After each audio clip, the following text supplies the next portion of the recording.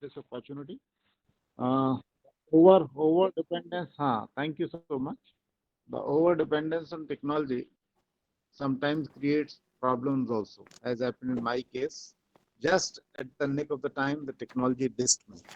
Anyway, uh, Adaraniya Maheshji, Dashoraji, Vice Chancellor, Bikaner University, uh, Professor S.D. Sharma Sahab, Agarwal Sahab, uh, my journalist colleague, and other friends who have gathered here on this occasion to the release of this book, Rise, COVID Stories of Hemang Rashtra by Dr. Suresh Agarwal.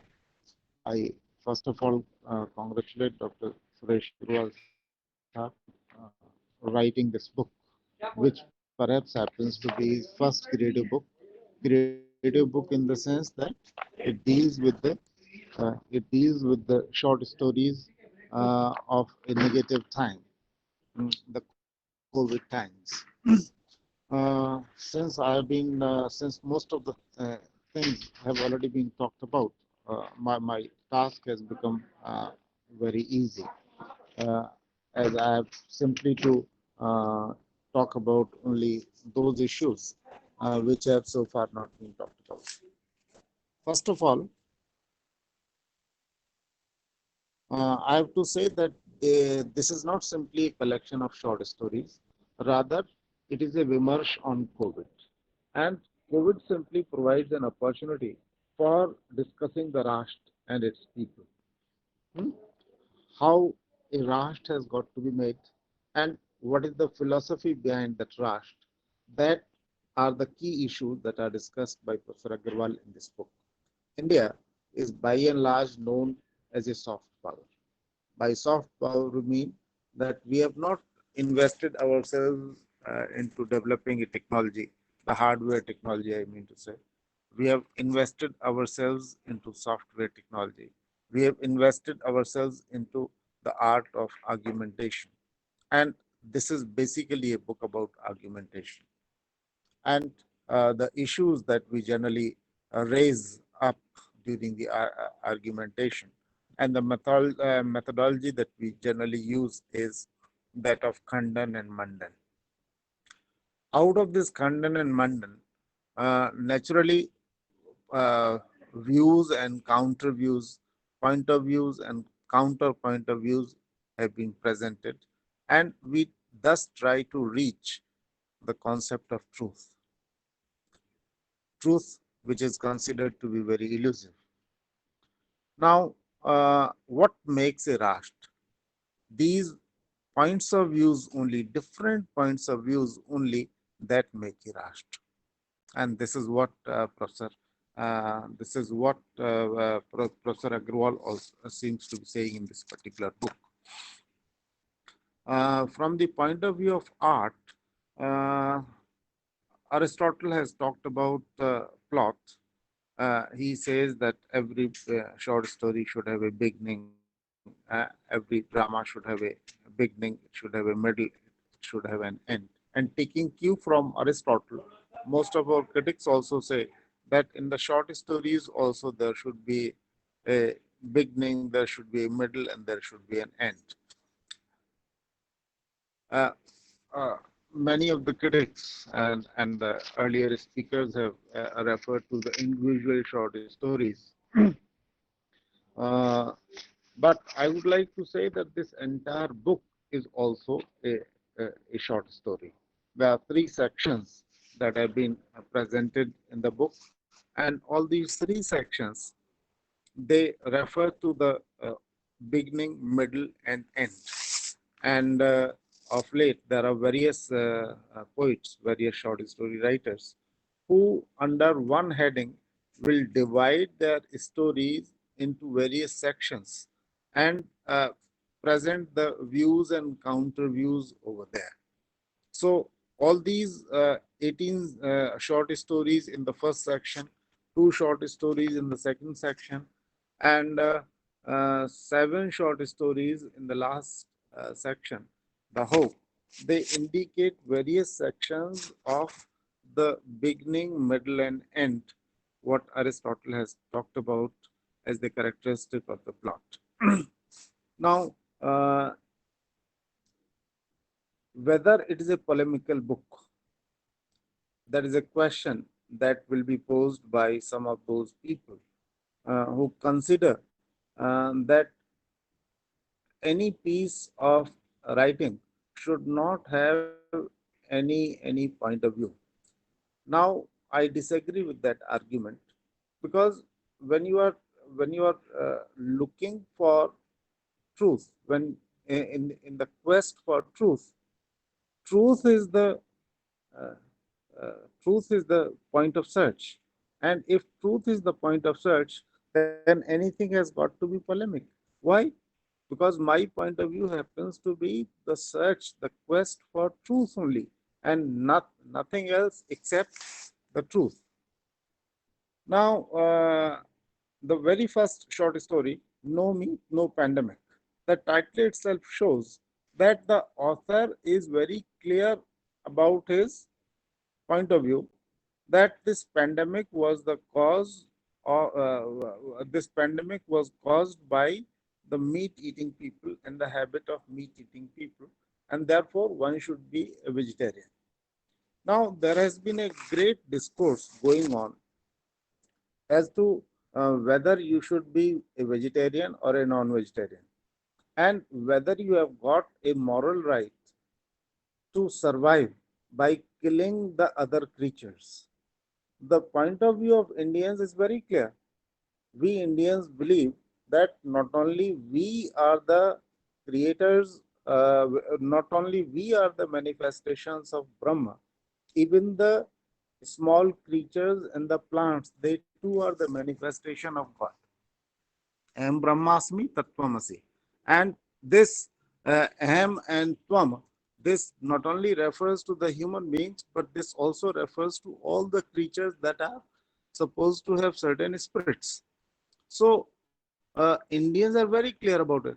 So, no person has got any moral right kill all those living creatures that have got some soul, and in which Brahma finds a manifestation.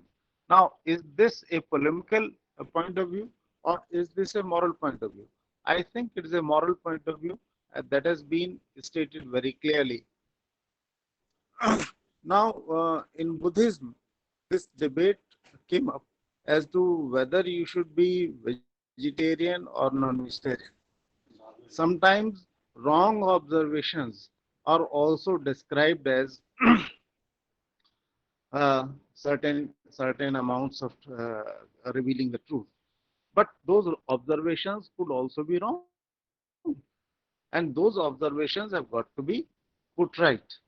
In Buddhism, this issue whether one should be a vegetarian or non-vegetarian, that has also been discussed. Buddha said you should show compassion towards the animals. If you are showing compassion towards the animals, you are certainly not advocating the meat eating. If you are not advocating meat eating, then nobody will be killing the animals. But on the other hand, uh, particularly in the eastern Asian regions, they largely feed themselves on meat. And there is a particular sentence that has got a reference to the medical belief of that particular area, that if you are weak in certain organs of your body, then whatever organs of that particular uh, body of a particular animal that is considered to be quite rich in that particular area, you start eating that. So your strength will be you'll be gaining strength because of that. For example, for sexual powers, there is a reference in the short story to the sexual powers. So if you start eating the sexual organs of a particular animal, then your sexual power will also increase. Now, is there any veracity of that particular statement, that particular medical theory that needs अरे general में proof? 75 Hello, हो गया my 75 पे तो पैसे Hello. Is it my? Hello.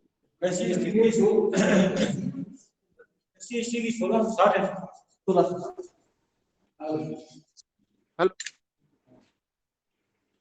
Dr. Agarwal, am I audible? Hello. Yes, yes, sir. Yes, sir. So, am I supposed to continue or to stop? Hello. Sir, please continue. Okay. Okay. So there is a reference.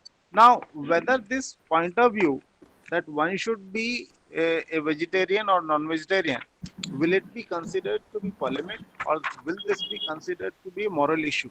So whenever you will say that this particular issue happens to be moral, then naturally you have got to be polemical about it. There is a particular point of view that Indians have, and that particular point of view has got to be reiterated. Whether somebody calls it a polemic or somebody calls it Western food, that hardly makes any difference. Now, the issue of creating stories out of history has already been raised by Professor Dashora in his address. So, generally in the literature classrooms, we say that in history, only the names are correct. Every other thing is false. But in literature, we say that only the names are different and everything else is truth. So, whatever literature has been created by, whatever stories have been created by Dr. Agarwal, so they also prove the very same dictum that he has taken the raw material from the life around him, the life through television, life as he has seen through the newspaper reports, life as he has experienced on the streets, the life as he has the life as he has uh, uh, as he has got some feel of and indirect sources. Naturally, all that becomes a part of his consciousness, all that becomes a part of his history. And the short stories are simply a reflection of the contemporary history. Now, this reminds me of Charles Dickens. Hmm? Charles Dickens wrote a book, A Tale of Two Cities. The first sentence of that particular book was, "It was the worst of times, it was the best of the times." And Dr. Agrawal also talks about the best of the times and the worst of the times in this particular book. Out of the churning only Kamdhenu came. Out of the churning only Amrit came. We are very familiar with this kind of stories in our Indian mythological system. So out of the bad times only the best times will come. And the second section and the third section, they talk about the best times only that are yet to come. And how how the human beings are being converted into humane human beings, that has been indicated. Generally, people before these COVID times, people used to say men have been converted and men no more care for human beings. But the stories of Dr. Agrawal, they clearly indicate the humaneness of man is not dead, and still hope for India. And uh, this again is going to rise the expectations of the compatriots, but also to the uh, also to the expectation of the entire world, so that we once again regain the position of Guru. Thank you. Thanks so much for giving me this opportunity. I congratulate Dr. S.K. Agrawal. I think my time is over now. Thank you very much. Thank you, sir. Thank you for joining us. Thank you, Professor Sharma, for opening us this discourse on polemics, truth, and Indian mythology.